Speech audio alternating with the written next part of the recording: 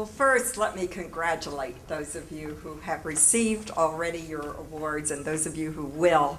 It's very impressive, and I am very excited to hear about your careers and know that you have that same special quality about caring for UMBC and caring about the faculty who helped you get where you are that our honoree Jeffrey Wilkinson has.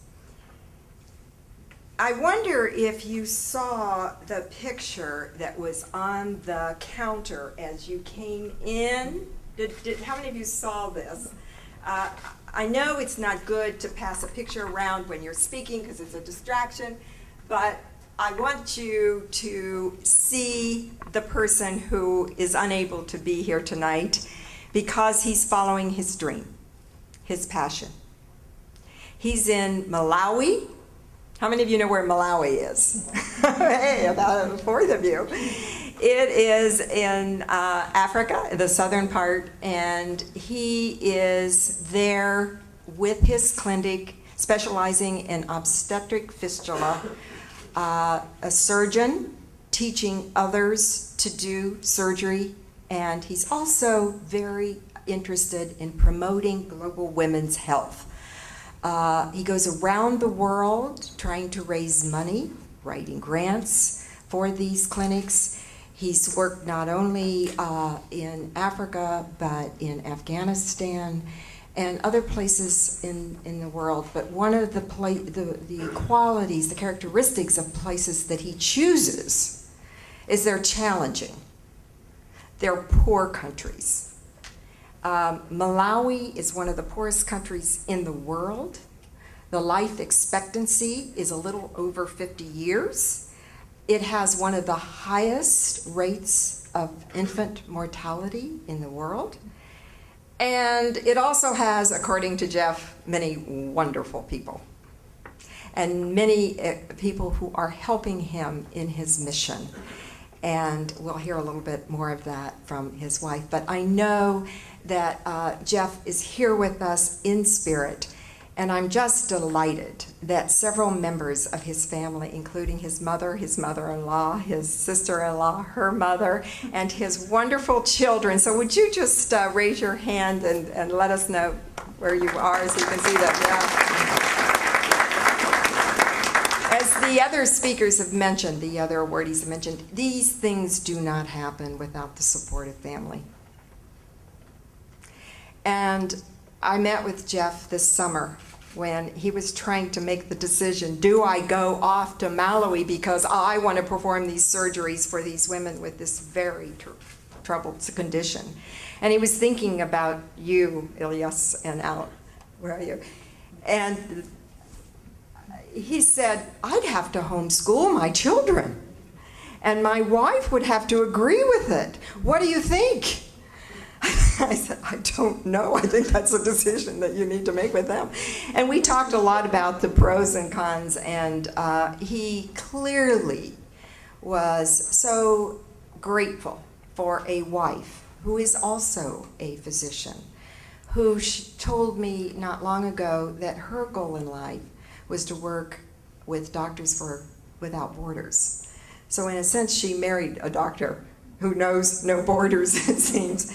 So I think it's wonderful that you are here, Dr. Hyatt, to receive the award on Jeffrey's behalf.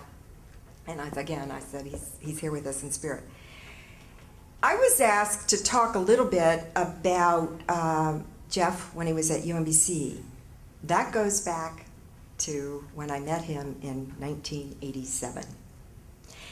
And I remember a young man who was passionate and compassionate, humble, hardworking, who had a strong sense of values, intellectually curious, and a risk taker. And a risk taker, not in the sense of going to Malawi, we didn't know that then, but he was a risk taker because he decided to design his own major through interdisciplinary studies. And he decided to do that at a time when some faculty said, are you sure you want to do that? It might be better to get into medical school if you majored in biology or chemistry or biochemistry.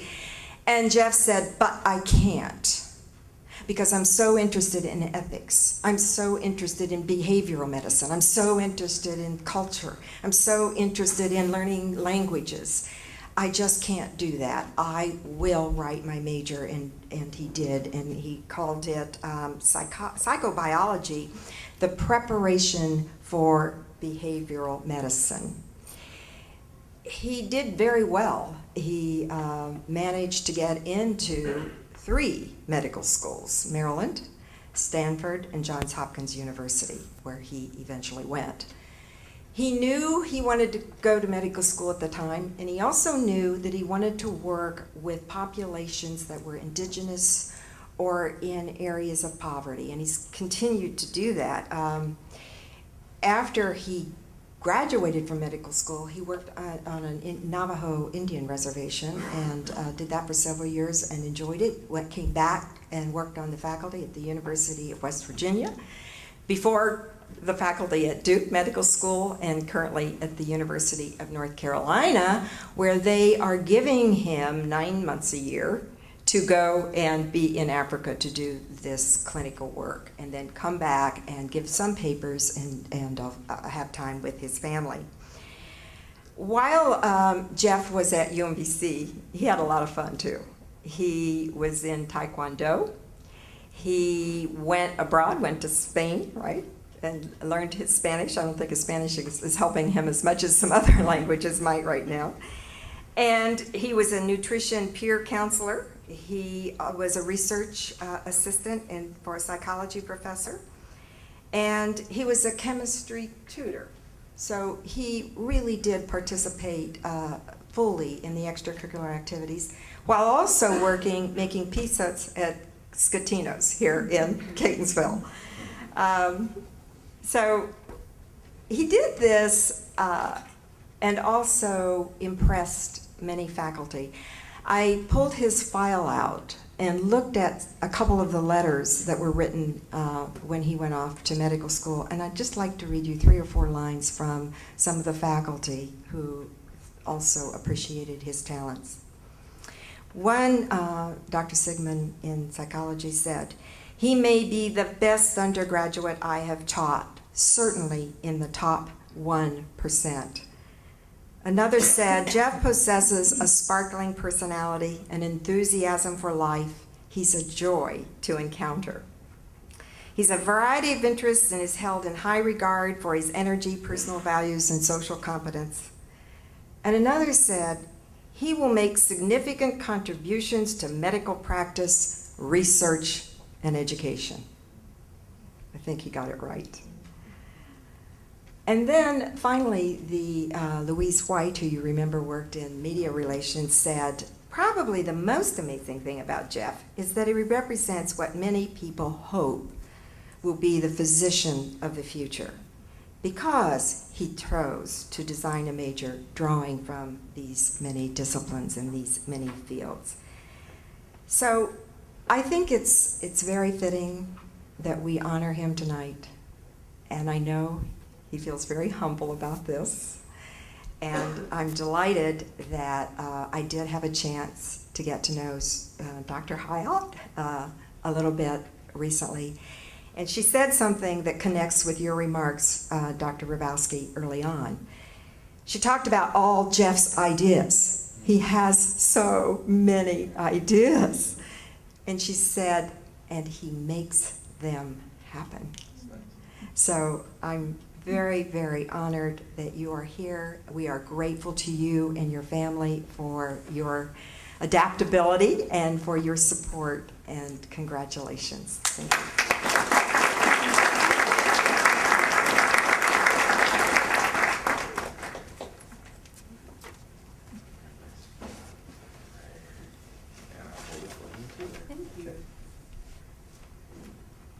Well, goodness, after that, I don't think I even need to say anything, but Jeff did give me something to read that he emailed, which I would like to read right now.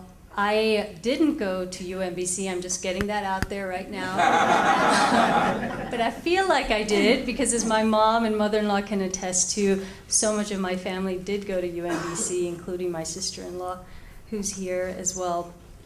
I wish Jeff had a chance to give a few more anecdotes. I think there were many that Patricia Lanou already mentioned, which was great. He just had some surgeries this morning, and the U.S. ambassador happened to go through the hospital as well where he was, so he had to prepare all of that stuff. But as you guys may know, for a surgeon, it's just one of those things that he would rather actually be in surgery than be going around.